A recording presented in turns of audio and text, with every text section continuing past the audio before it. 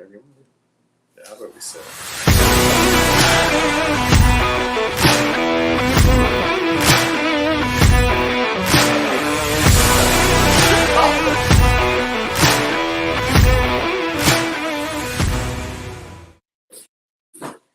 Hey everybody, it's me, Mr. Santee, Rob McNelis, coming at you live from, well, your childhood home, basically. This is where you were born and raised, right? Born and raised right in this house. In this 46 garage. years right here in Santee. Oh, yeah, you're out of camera.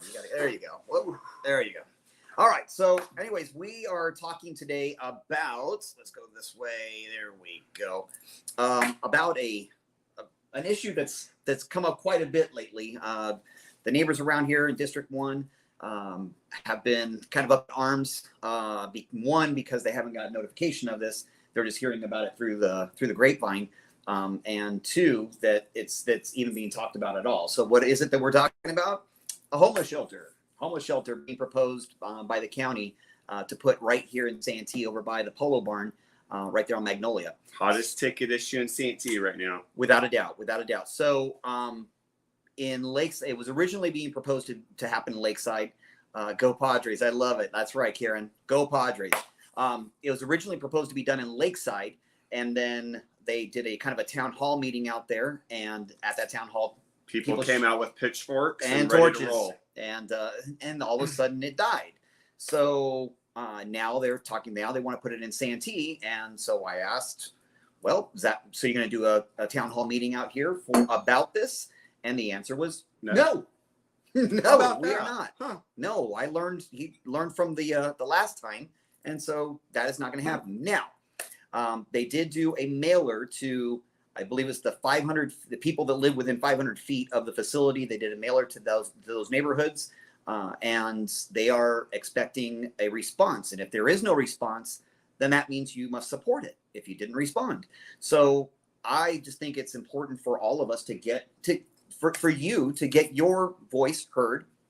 There, you can see in the corner of this right here, there's a little QR code. That is the survey itself. And I don't know if you've seen the survey, right? Absolutely. And be careful how you fill out the Exactly. survey. The survey is worded in a way that you would think that they're in support of this thing. So be careful to answer them correctly.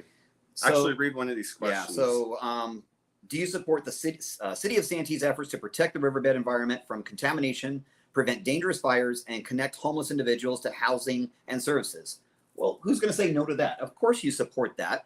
And that's and so that's the mailer that went out. Thank you, Joe. Producer Joe, always in the background taking care of stuff for us.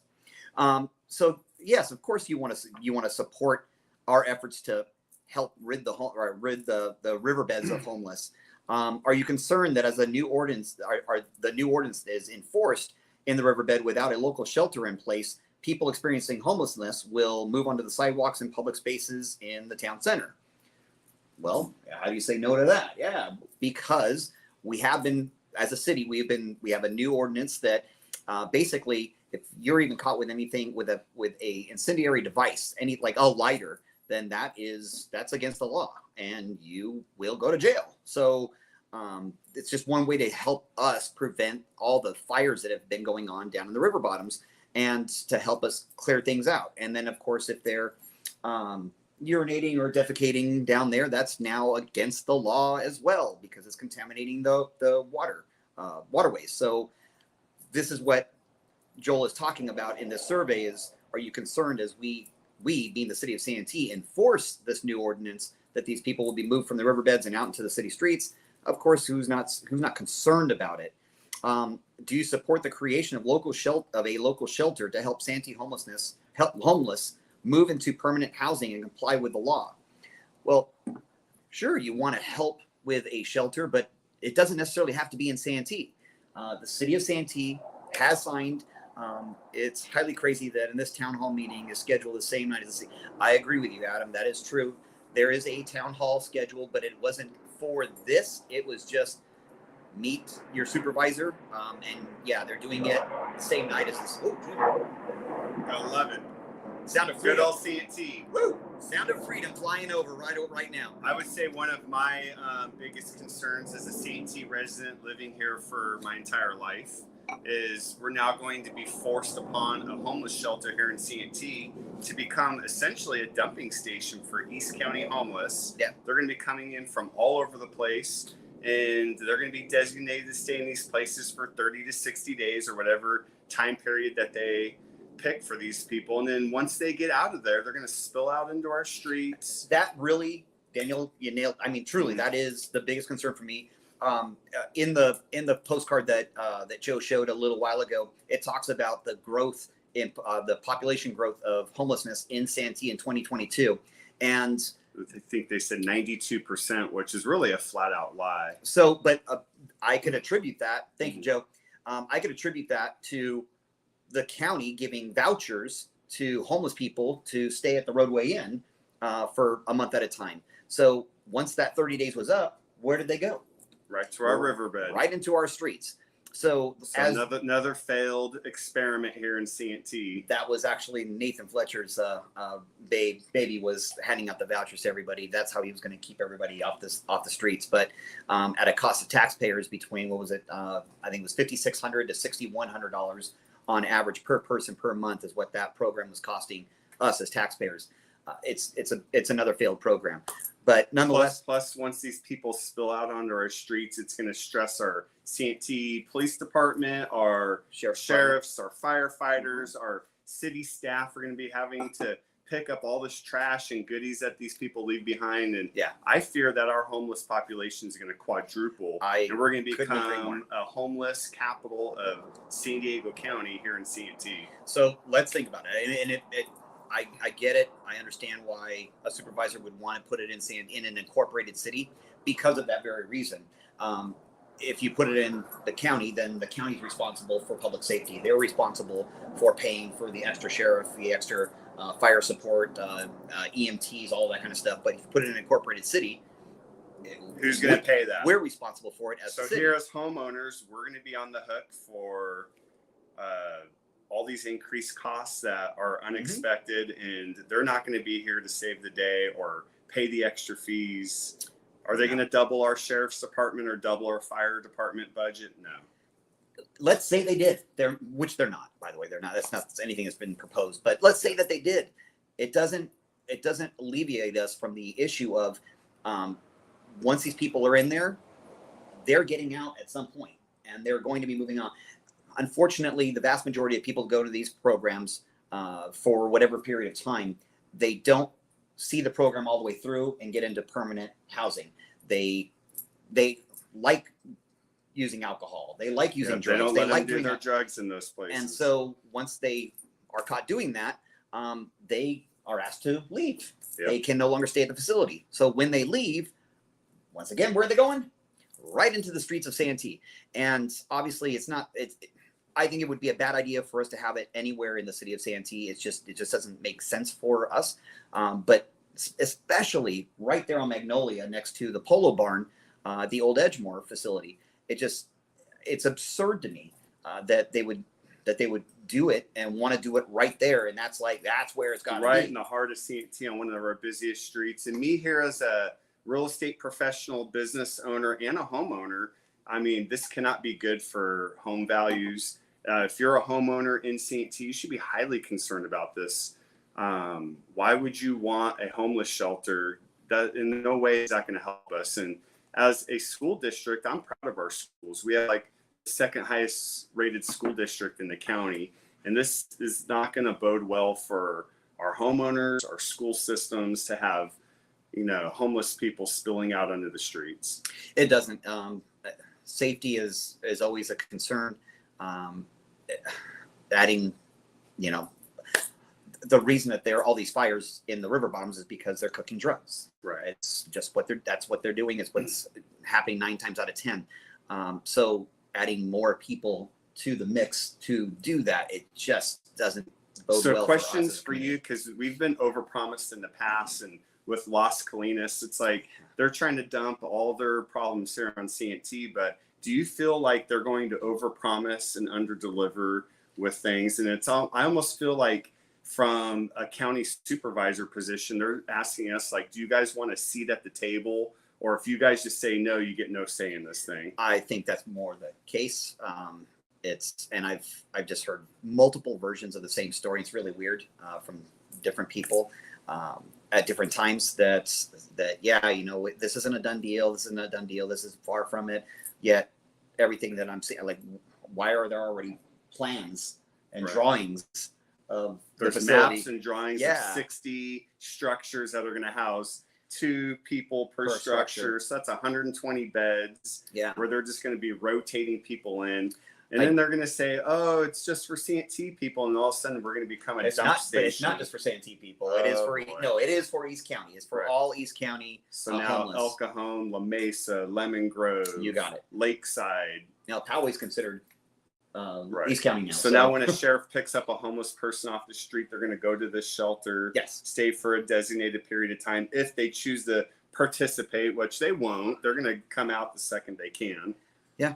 Oftentimes. It's a way to avoid being locked up and that type of stuff. So I get it. It makes sense why they want to do it here for them. It doesn't make sense for us, but it makes sense for them. So someone mentioned this, but April 26th, we're doing a town hall meeting here at Carlton Oaks Golf Course. We highly recommend that Santee residents get together and get against this. The purpose of the town hall meeting was not specifically for homeless. He was trying to talk about SDG&E, bills being too high or other issues, but really this is the hottest issue that he's trying to avoid. And I think as a community, if we get out and get ahead of this and ask the right questions and show up in force, we could show the county supervisor that we don't want a homeless shelter here in Santee. Yeah. And will there be repercussions from that? Yeah. There will be. It's the same thing because we did fight Las Colinas, and clearly we lost still, even though we were able to show the county that they could have actually made enough money on the sale of that land at that time to pay for the facility to be built elsewhere and to be more central to those that are being taken to the facility.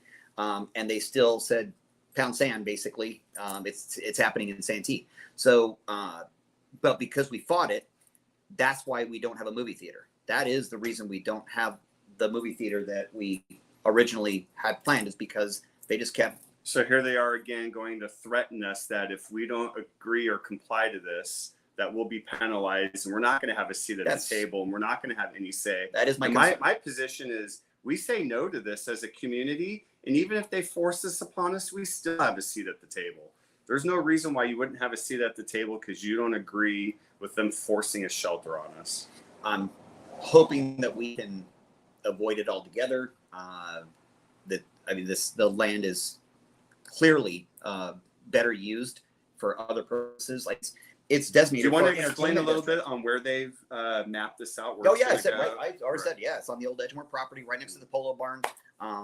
The polo barn will stay. No, they won't be taking down the barn, but it's that big open space right next to it. That's where they want to build this. So it would essentially be a tent city for the first couple of years until they're able to build the mini houses.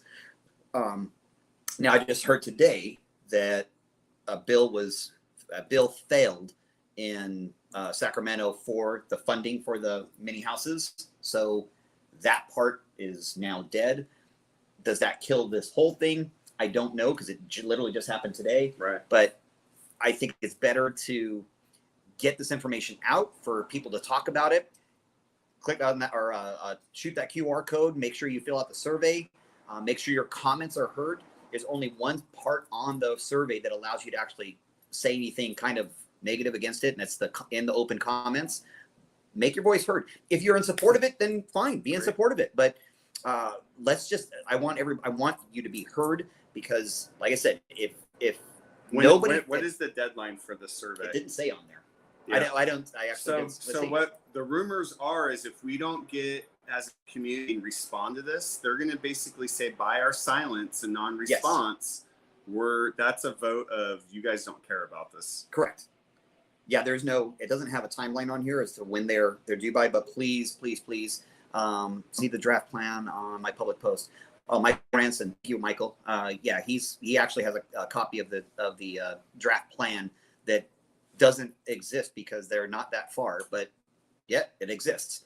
So this is really, it's a little disheartening, unfortunately, to see things kind of go down this way. So when asked from the county supervisor, when you guys asked to do a workshop or talk about this at council meetings, what was the response? No. Why was that?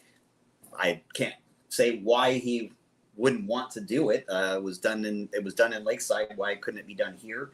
But like you said, there is a town hall meeting, not about this. There's a town hall meeting the same night as our city council meeting.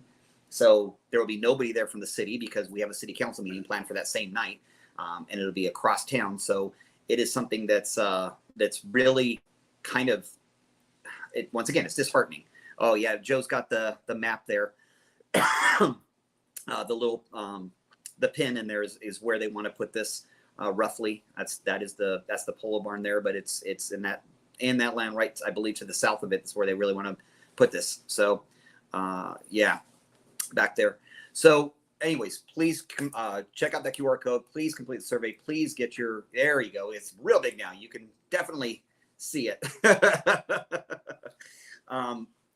I don't know how else to stress this other than to get on here, this platform, and talk about it. But those two things alone, the added weight on our public safety and the increase in homeless population that is bound to happen because of having not the show. Good for CDC. It's unfortunately it's us as taxpayers that will be paying for this through the nose into perpetuity because it won't go away once it's here, it's Las Colinas back in the day was going to be temporary. It was temporary, yeah. Right. And this will be a temporary homeless shelter that will mysteriously stay here for life. Yeah, it's just the way it works. It's just the way it works. That's it's the proverbial camel's nose in the tent. Once it's in there, you can't get it out, and that's what's going on here, in my opinion. I am just one of the council members. Feel free to talk to the other council members, the mayor, see what their opinion is. I have a feeling I know, but I can't speak for them. I know this is those are two really big issues that are going to weigh heavily on our tax dollars, on our ability to move forward. It's already a stressed system to begin with because the state of California keeps taking more and more from small cities because that's how they're balancing their budget, is by stealing from small cities. And cost of public safety is not going down, it's going up. Insurance costs are going up. This does not help us in any way, shape, or form. The other thing was that if we didn't do this, that we wouldn't be able to meet our RENA numbers for housing. And this was the only way that's actually not true. This land, the way we do meet our numbers is by utilizing some of this land for low to moderately low income housing. That means that there will be market rate housing there, and it's offset by having a few of the units as low income so that you're mixing it in. You don't have just a project. You don't have a building that's all for low income. That was by design as a city. We wanted it mixed up a little bit here and there so that we don't have some place that everybody goes, oh, well, there's that place. That's the way you kind of keep things going. That is how we meet our housing requirement numbers, and to put this there takes that ability away from the city of Santee. So it just does not make sense. It doesn't make sense anywhere in the city of Santee, but especially where it's being proposed right now. So please do what you can. Tell your friends, send them to this video so they can watch it. Get that QR code, fill out the survey. I mean, I don't know what else. I'm like beating a dead horse here. I feel like we control the things that we can control, guys, and really filling out the survey, showing up to April 26th town hall meeting at Carlton Oaks, which I believe is at 5:00. Is that correct? I don't have it in front of me. I'm sorry. So 5 p.m. I believe. I know I'll be in city April council. 26th. So. Yes. Yeah. So highly recommend we show up to that. I actually recommend that you guys call your meetings short. Like have a quick meeting and get your butts over there. It's only so much we can do. We got to do the people's work still. Yeah. That is the job. And city council meetings are on the books long before this ever was. Right. And I don't know. I find it a little odd that this was planned the same night as our city council meeting. Yeah. It just seems suspicious. maybe it was just an error, maybe it was an oversight, but it seems It could be an error oversight, because I heard from someone that they actually did a town hall meeting in Poway on the same day, same time, prior month, that this just might be their routine. But they should have quickly realized, like, hey guys, this is during Michael. a city council meeting. This doesn't make sense. Yeah. Like, let's schedule this to a time where everyone could participate. But if you were a city resident here, I recommend you go to Carlton Oaks. Nothing against you and your council meetings, but we need you guys at Carlton Oaks. Fair enough. So that's the main thing I want to get out there. On a better note, today is Padres opening day. So go Padres. Game got delayed, but everyone gets to watch it. Exactly. Now, yeah. At 6 or 6:30. 6:10 or 6:20, something like there that. There we go. Let's go Pods. Absolutely. And then you also have a big event this weekend as well, right? Yeah. So this Sunday, we're going to do our client appreciation event. It's going to be at the Santee Town Park Center from 12 to 4. Please come out, say hi. Let's have some fun. You usually do, like, you have jumpies out there for the kids. You have and obviously Saturday Aztecs. Oh my gosh, huge. Biggest event in San Diego Saturday, without a doubt, by far. Let's go Aztecs. Yeah, Final Four for the. Well, I mean, gosh, they never made it to the Elite Eight before, and now they made it to the Final Four. It's like this magic is right now. I feel like I know. I literally just got chills just now. Let's go Aztecs. Let's go Padres.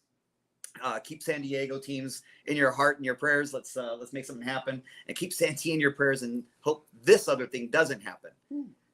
Anything else you want to add in there? No, we love you guys. Thanks for watching. Thanks for watching. Take care. We'll see you next week. Bye.